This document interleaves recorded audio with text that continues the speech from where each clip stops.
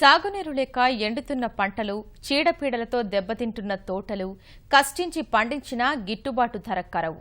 ఇది విజయనగరం జిల్లా రైతన్న దుస్థితి. మొన్నటి వరకు గిట్టుబాటు ధర లేక ఇక్కట్లు పడ్డ అన్నదాతలు కార్తీక మాసం ప్రవేశంతోనైనా తమ బతుకులు మారతాయని ఆనందపడ్డారు. వాతావరణ పరిస్థితుల కారణంగా దిగుబడులు తగ్గడం, తెగుళ్లతో పంటలు దెబ్బతినడం వారిని మరింత వేదనకు గురిచేస్తున్నాయి. కూరగాయల తోటలకు విజయనగరం ప్రసిద్ధి. జిల్లాలోని రామభద్రాపురం మండలం పరిధిలోని అన్ని గ్రామాల్లోనూ రకరకాల కూరగాయలు పండిస్తారు. ఏడాదికి 1,00,000 మిలియన్ టన్నుల కూరగాయలు ఇక్కడ నుంచి ఇతర రాష్ట్రాలకు, జిల్లాలకు ఎగుమతి చేస్తారు. రామభద్రాపురంలో అంతర్రాష్ట్ర కూరగాయల మార్కెట్ ఉంది. స్థానికంగా ఉన్న గ్రామాల్లో వేల ఎకరాల్లో కూరగాయల పంటలు పండుతాయి. క్యారెట్, బీట్రూట్, క్యాబేజీ, కాలీఫ్లవర్ సహా ఆకుకూరలు, మిరప, పూల తోటలు సాగు చేస్తారు. ఎంత కష్టపడినా సాగు వ్యయానికి సరిపడా లాభాలు లేక రైతులు ఇక్కట్లు పడుతున్నారు. 4 నెలలుగా తీవ్ర వర్షాభావం రైతులను ఇబ్బందులోకి నెట్టేసింది. తెగుళ్లతో పంటలు దెబ్బతిని తీవ్రంగా నష్టపోయారు. ఈ సంవత్సరం వర్షాలు లేకపోవటం వలన చాలా తీవ్ర నష్టం పంటకి జరుగుతుందండి.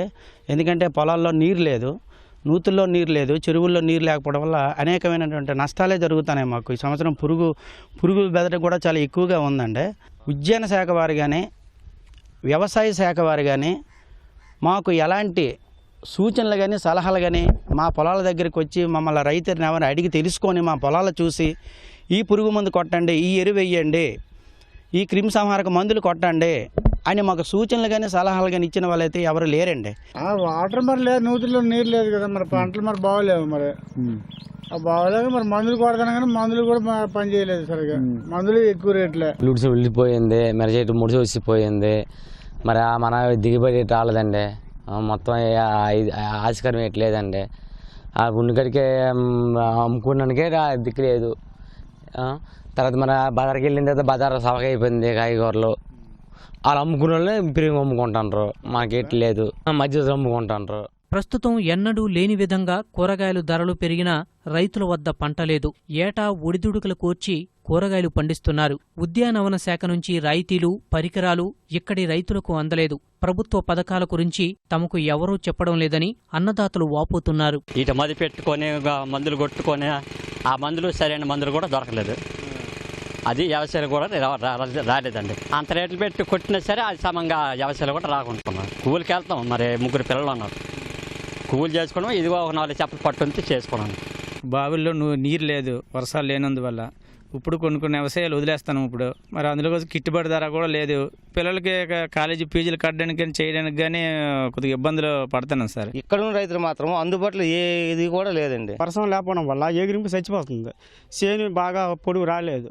3 నెలలు కష్టపడి సాగు చేసి లాభాలు వచ్చే దశలో పంట నిలువునా ఎండిపోతుంది. తెగుళ్లతో పంటలన్నీ దెబ్బతిన్నాయి. చిక్కుడు, ఉల్లిపాయ పంటలు ఎండిపోయాయి. ఇంత నష్టం జరుగుతున్నా వ్యవసాయ శాఖ, ఉద్యానవన శాఖ అధికారులెవరూ ఆ ఛాయలకు వెళ్లడం లేదు. సిబ్బంది కొరత వల్లే తాము రైతులకు అందుబాటులో ఉండలేకపోతున్నామని అధికారులు చెబుతున్నారు. 14 మంది ఉద్యాన అధికారులు పోస్టులుంటే ఇప్పుడు ప్రస్తుతం 9 మంది పనిచేస్తున్నారు. 5 ఖాళీలున్నాయి.